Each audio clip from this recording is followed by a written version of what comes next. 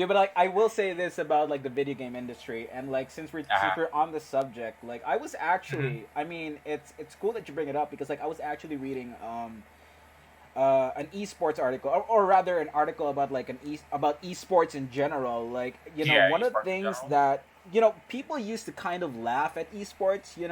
I think there was this uh, what's his name, Colin Shepard or whatever, like really Mm-hmm. popular sports correspondent. And he was saying like, oh, video games, they're for booger eaters and whatever, dude. But like, Okay. Wow. it's a multi-billion-dollar industry. But like, there's no better time to get into esports than while in lockdown, while during this time, dude. Because like the way that we've seen it, the Yes. stats right now Mm-hmm. for esports are insane. And like, I look, know. this is no disrespect. I mean, I come from playing basketball, I come from Mm-hmm. playing soccer, and I come from aspiring to be like, a professional and all that. And like, props so Mm-hmm. much to traditional sports, but don't count out esports, dude. I mean, like You this can't. You thing, just can't. You just can't. dude. It's like You right know, now. if you told me that, if you told me 10 years ago that esports would be a thing, I would have laughed at your face. Yeah, yeah, If you told me that 10 years ago, 5 years ago, yo, no, that's not gonna yeah, work. Esports ain't gonna work. yeah, But then, we live in a different time, yeah, dude. and everyone's catching up to esports. That Everyone and like, loves watching. yeah, that and Yeah, you're that, saying. Mm-hmm. yeah, that and like, you with the lockdown and with quarantine, you can't. There's no touching. There's no like contact whatsoever, right? So Right, it's exactly. like Mm-hmm. the best alternative is like esports, dude. And like Esports, yeah. the cool thing about the industry right now, I mean, like if you haven't really gotten on the page or if you don't know about it right now, I mean, the thing about that esports, the way that the reason that it's primarily clicking is like those people who grew up with video games can now afford to play video games, and like Yes. the kids that are coming up, they were born into this already pre-existing culture of people who love video games. So like back in the day, you might have Yes. thought like, oh, this guy who loves video games, oh, he's a nerd, he's a geek, I know. and Yeah, like they would have props to scoffed at nerds, you. dude. Like these are the types of people who run the world, bro. But like, uh, like right now you got like quote unquote jocks, football players and basketball players who are yes. obsessed with video games because that's the culture. Video It's a cultural games. shift. Uh-huh. You That's can't true. downplay esports, dude. But like, You you just know can't. the the thing is like, how is like fighting games? How do you think fighting games compares to like MOBAs and FPS in terms of scale? Well, I would say that we fit in a very niche space when it comes to esports. You know, we don't get as much viewership, we don't get as much sponsorship because we don't bring in big money.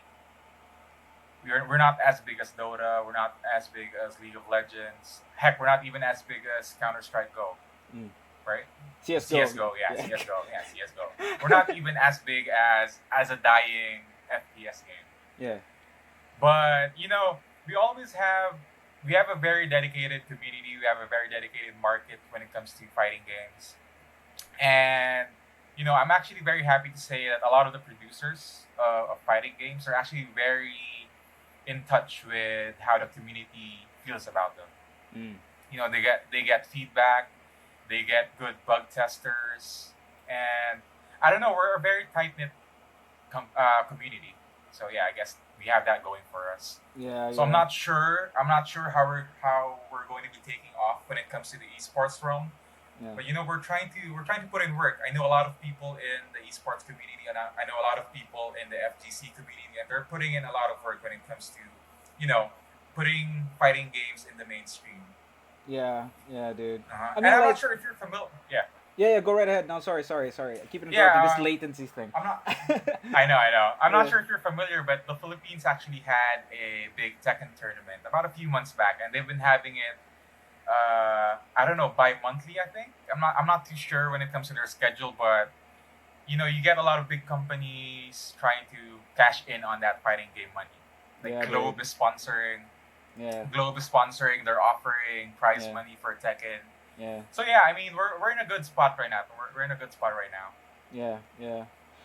But like, to be fair, if you look like, if you contrast how the scale of individual sports as opposed to team sports. There's obviously like, Yeah. even in traditional sports like tennis, I don't think tennis is at the scale as of the NBA. Like tennis Yeah. and golf, they're not as big. I mean, obviously, you will have outlier athletes. Roger Federer, I think, Better. recently, I think he was recently named like the highest earning athlete right now, and that's Wow. that's compared to Cristiano Ronaldo, Lionel Messi, Uh huh. LeBron James, the Messi. usual suspects. But like, Mm-hmm. there are outlier athletes that you have to give props to, and advertisers just can't ignore. But in terms of the scale of like the Yeah. industry itself or like the sector itself, it's just different. So I think that's the same. That's comparative to like fighting games with Mm-hmm. like MOBAs and FPSs. But like the thing is, I will say this: like in terms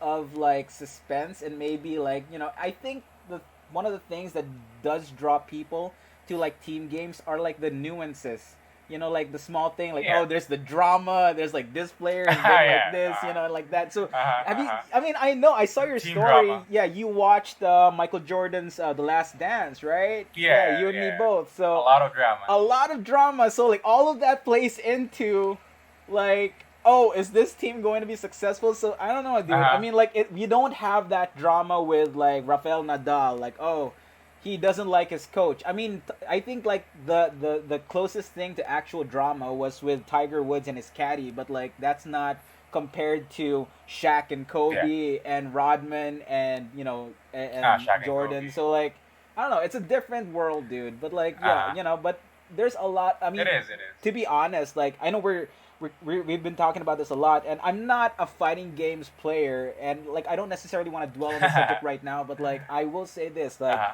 I have huge props for like guys who take the time to learn anything and try and master anything, like regardless of what your field is. It could be martial arts. So much props for martial Mm-hmm. artists. It could be like traditional sports, basketball, and like, but you got to give the Yes. same props to guys who are trying to master fighting games, MOBAs, Yeah. FPS games, just trying to be the best. I think that in itself, like that is admirable.